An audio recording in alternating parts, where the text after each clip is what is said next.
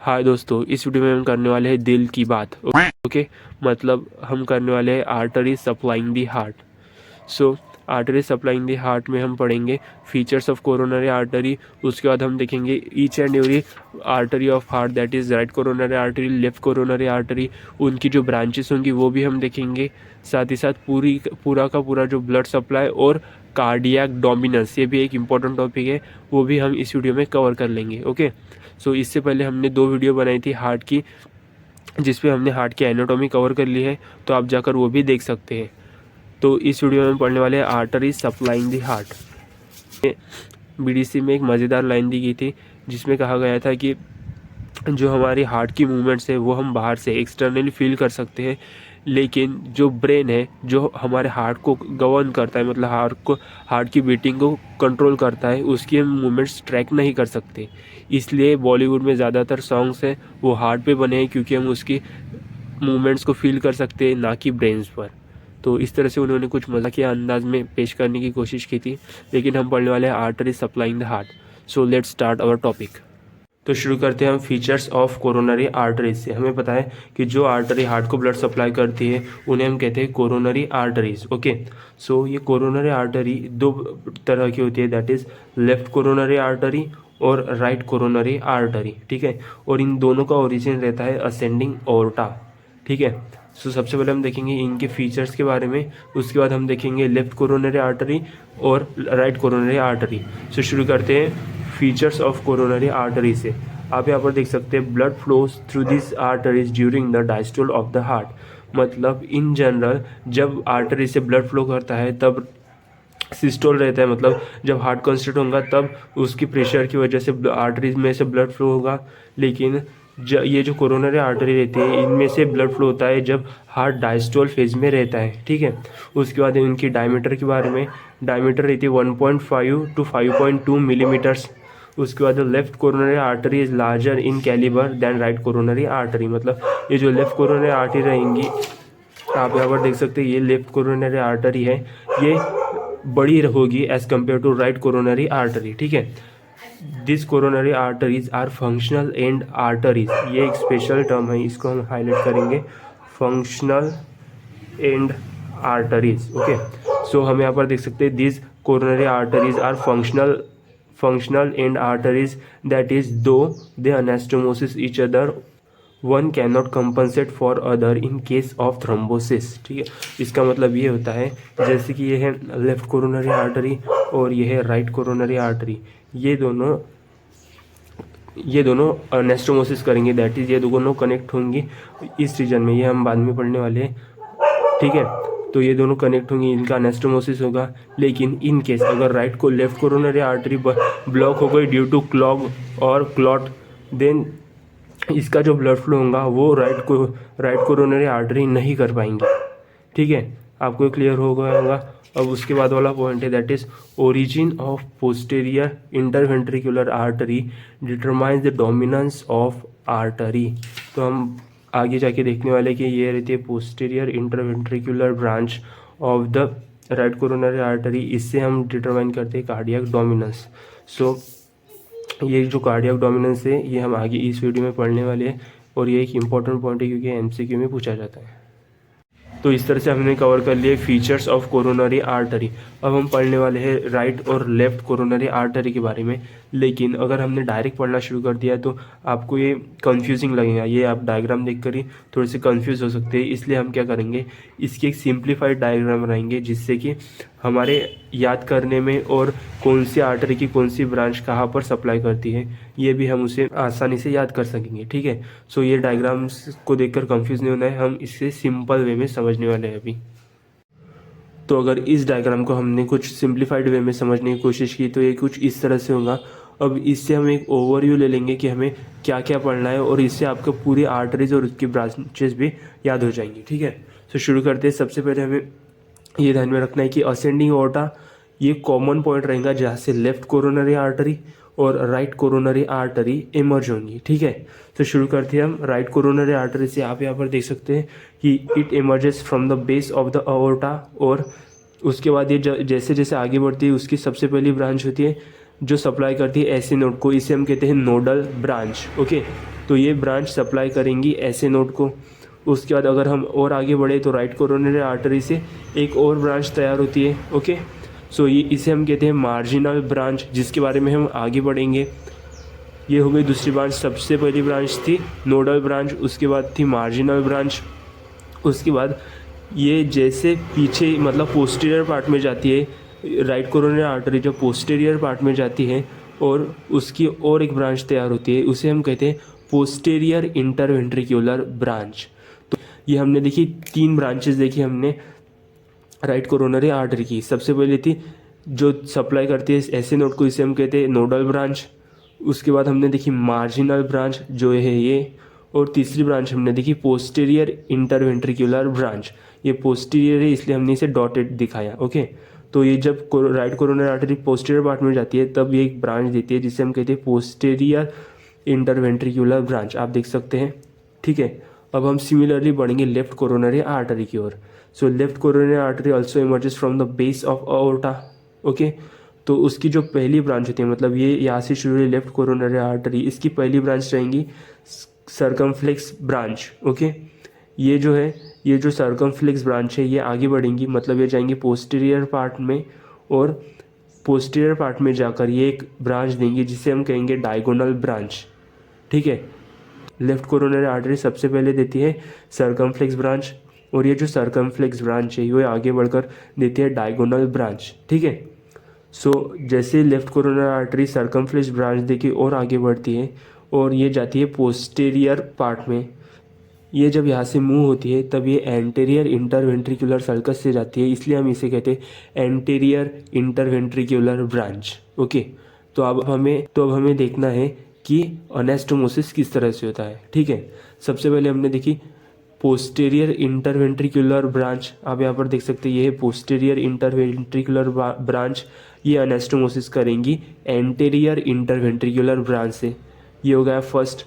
और दूसरा पार्ट है जो ये राइट कोरोनरी आर्टरी पीछे की पोस्टीरियर साइड में जाती है, ये अनेस्टोमोसिस करेंगी to the circumflex branch of the left coronary artery. ठीक है, अब आपको क्लियर हो गया होगा कि कौन ब्रांच किस तरह से, ब्रांचेस किस तरह से, और साथ ही साथ अनेस्टोमोसिस किस तरह से हो रहा है। अब इसको हम फर्दर डिटेल में पढ़ने वाले हैं राइट कोरोनरी आर्टरी से। सबसे पहला पॉइंट है it arises from anterior aortic sinus of ascending aorta. आप यहाँ पर देख सकते हैं ये है right coronary artery which is emerging from the ascending aorta. ठीक है, हम इसे एनिमेशन में भी देखेंगे। आप यहाँ पर देख सकते हैं ये है 3D model of our heart. अब इसकी मदद से हम सारे के सारे आर्टेरियल सप्लाई देखेंगे हार्ट के। ठीक है, सो सबसे पहले आप यहाँ पर देख सकते हैं ये जो हाईलाइट हो रही है ये है coronary artery, that is right coronary artery. Okay, तो हमें सबसे पहले इसका जानना है ओरिजिन। ठीक है, it arise from anterior aortic sinus of aorta. आप साइड वाली इमेज में देख सकते हैं पहले पॉइंट में दिया गया है कि it arise from anterior aortic sinus of aorta. तो हम यहाँ पर देख सकते हैं, सबसे पहले जूम आउट करेंगे, ये है अओर्टा। ठीक है, अब इसका जो यहाँ पर आप देख सकते हैं ये साइनस, हम इसे हाइड कर देंगे। तो आप यहाँ पर देख सकते हैं ये अराइज हो रही है फ्रॉम द अओर्टा। आप यहाँ पर देख पा रहे होंगे कि ये जो है ये है हमारी coronary artery which is arising from the aorta, और ये अओर्टा को रहती है ट्राइकस्पिड वॉल। ये हमें आगे जाकर फुल होगा आगे वाले पॉइंट में। के बाद वाला पॉइंट है that is it arise from the root of the pulmonary trunk and right auricle. तो आप यहाँ पर देख सकते हैं ये जो पार्ट है ये है राइट ऑरिकल और ये है पल्मोनरी ट्रंक। ठीक है, इसके रूट से जाकर सबसे पहले ये जाती है फॉरवर्ड। आप यहाँ पर देख सकते हैं फॉरवर्ड जा रही है। उसके बाद कोरोनरी सर्कस, मतलब then it run downwards in the right anterior coronary sulcus. तो आप यहाँ पर देख सकते हैं ये जो आपको ग्रूव जैसे दिख रहा है जिसमें से ये आर्टरी जा रही है ये है कोरोनरी सर्कस। ठीक है, सो हम इस आर्टरी को हाइड कर देंगे, साथ ही साथ वेन को भी हाइड कर देंगे। जो आपको ये दिख रहा है ये है कोरोनरी सर्कस। ठीक है, उसके बाद वाला पॉइंट है it emerges between root of pulmonary trunk and right auricle. हमने जिस तरह से एनिमेशन में दिखा ये। उसके बाद वाला पॉइंट है then it runs downwards in the right anterior coronary sulcus. हमने सर्कस भी देखे, साथ ही साथ ये किस तरह से रहती है ये भी देखा। ठीक है, उसके बाद जो लास्ट वाला पॉइंट है ऑन डायफ्रैगमेटिक सरफेस, मतलब ये वाले डायग्राम है, ये है डायफ्रैगमेटिक व्यू। ओके, सो आप यहाँ पर देख सकते हो on diaphragmatic surface it terminates by anastomosing with the circumflex branch of left coronary artery at the crux. Okay, तो आप यहाँ पर देख सकते हैं कि circumflex branch of left coronary artery, मतलब ये कुछ इस तरह से दिखाया जा रहा है हमें कि सबसे पहले लेफ्ट कोरोनरी आर्टरी इसकी एक ब्रांच निकलती है सर्कमफ्लेक्स ब्रांच, ठीक है। फिर ये सर्कमफ्लेक्स ब्रांच जाती है पोस्टीरियर पार्ट में, ये है पोस्टीरियर व्यू हमारा। So circumflex branch of left coronary artery anastomosis with right coronary artery, आप यहाँ पर देख सकते हैं ये यहाँ से जाएंगी right coronary artery on the posterior part, फिर ये अनेस्टोमोसिस करेंगी, राइट कोरोनरी आर्टरी अनेस्टोमोसिस करेंगी with the circumflex branch of left coronary artery, ठीक है। तो इस तरह से हमने देखा, कोर्स भी देख लिया राइट कोरोनरी आर्टरी का। इसके बाद हम देखेंगे branches. Okay, so branches of right coronary artery में सबसे पहला पॉइंट है atrial branches are anterior, posterior and lateral. One of the anterior atrial branch is SA nodal artery. It arise from right coronary artery in 60% of cases. मतलब हमने जैसे देखा था ऐसे नोड को जो सप्लाई करती है वो वाली ब्रांच की बात की जा रही है यहाँ पर, ठीक है।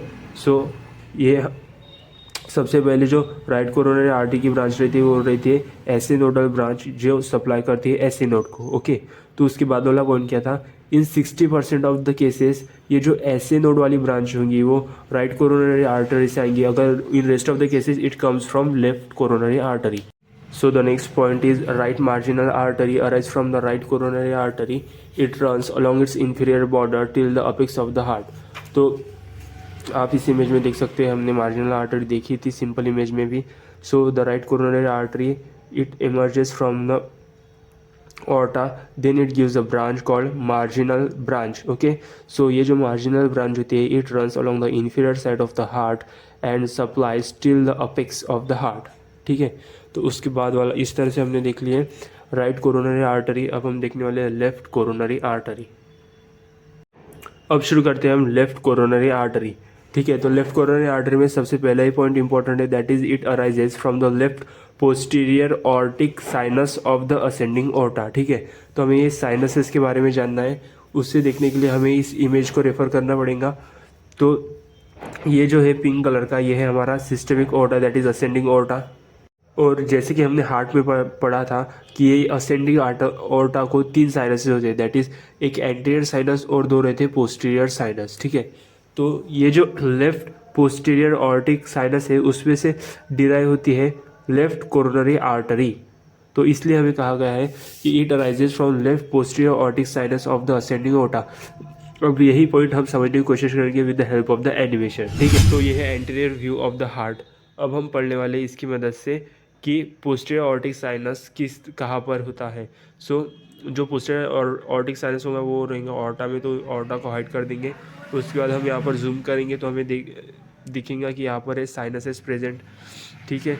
तो सबसे पहले जो साइनस होगा वो होगा एंटीरियर ऑर्टिक साइनस, ये वाला एंटीरियर ऑर्टिक साइनस, ये होगा पोस्टीरियर ऑर्टिक साइनस, और ये दूसरा वाला भी होगा पोस्टीरियर ऑर्टिक साइनस।